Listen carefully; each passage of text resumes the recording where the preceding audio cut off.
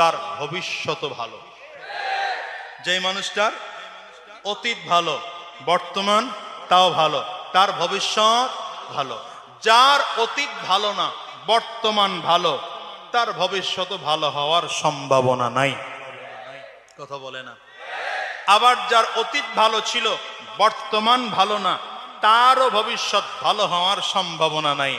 শোনেন, যারা এখন খালি এই দলে ছুটিটা ওই দলে যায়, ওই দল ছুটি পায় এই দলে যায়, সুযোগের সন্ধানই করে, চারিদিকে খালি সুযোগ খোঁজে, সুযোগ খোঁজে। এরা যে সুযোগের সন্ধান করতে করতে আবার কখনো ওলামায়ে কেরামদের ধোঁকা দিবে না, আমার কাছে এটা বিশ্বাস হয় না। আবার ওলামায়ে কেরামদেরকে এরা ধোঁকাও দিতে পারে।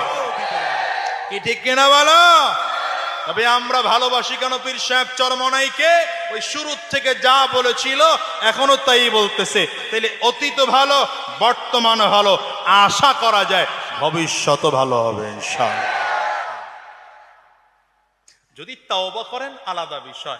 কেউ যদি তাওবা করে ফেলে, আত্তাইবু মিনাজ যামবি কামাল লা যামবালা, কেউ যদি তাওবা করে তো আল্লাহর রাসূল বলেন তার জন্য কোনো গুনাহই নাই। এরা যদি তাওবা করে আর সাহাবায়ে কেরামদের গালি দেব না, আর উলামায়ে কেরামদের গালি দেব না। আমরা এখন থেকে ইসমতে আম্বিয়া মানব, নবীদেরকে এখন থেকে বেগুনাহ মাসুম মানব। আকীদাগত দিক থেকে যদি তারা পরিবর্তন করে, ওয়েলকাম, আসেন, আপনি আমার ভাই, আপনার সাথে আমার ব্যক্তি দ্বন্দ্ব নেই, আপনার সাথে দ্বন্দ্ব নবীর সাথে দ্বন্দ্ব, এই কারণে আপনার সাথে দ্বন্দ্ব। আপনি নবীর সাথে শত্রুতা করেছেন, সাহাবীদের সাথে শত্রুতা করেছেন, তাই আমার সাথে শত্রুতা। রাগ করতেছেন নাকি আপনারা? অসুবিধা হইতেছে? সমস্যা হচ্ছে? আল্লাহ হেফাজত করুন। জোরে চিল্লা আমিন খান, আমিন খান। ভাইরা আমার, এই দুনিয়া আসলে কেউ থাকতে পারবো না। এই দুনিয়ার থেকে আজ হোক কাল হোক বিদায় নিতে হবে, ঠিক না বে ঠিক? আজ হোক কাল হোক বিদায় নিতে। সুতরাং নেক আমল করা শুরু করবেন কবে থেকে বাজান বলেন তো? বলে না, সবাই বলেন আগামীকাল থেকে।